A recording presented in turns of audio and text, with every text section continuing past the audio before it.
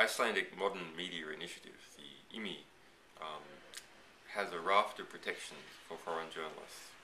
Some of those protections we have advised on as a result of our experiences around the world in the past 2 years. We have seen the abuses of the law, or the lack of law, in many countries, in fact, have been attacked over 100 times in different jurisdictions. And we have seen that some jurisdictions, such as Belgium or New York, have particularly effective legislation to protect certain elements of the press.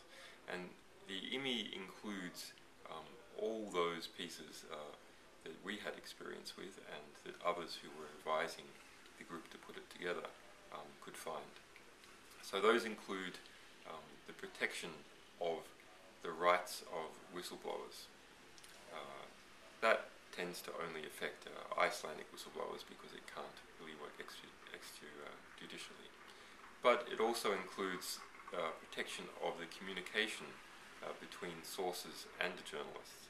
It includes the right of a source to expect confidentiality from a media organization if the media organization promises confidentiality. It protects the communication derived from a confidential source within a media organization and its contractors.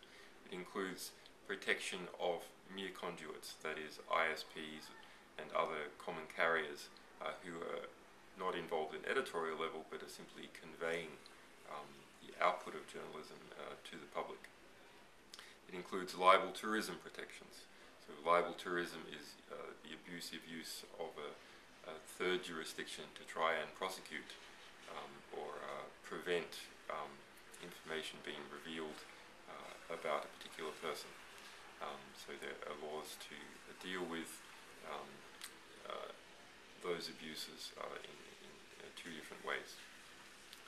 It includes possibly one of the most important protections is the protection of archives. So after a material is published for the first time, is it then published again when someone reads it? So a recent finding of the Strasbourg Human Rights Court finds that every time when someone reads something on the internet from a newspaper archive, it is published again, and so is therefore liable to all injunctions and lawsuits relating to publishing. So this proposal includes a statute of limitations as to when a publisher can be sued for material that has previously been published but is now still publicly available.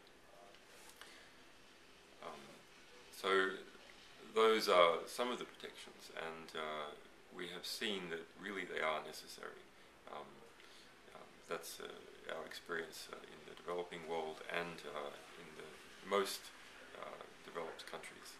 That the press is being routinely censored by abusive legal actions.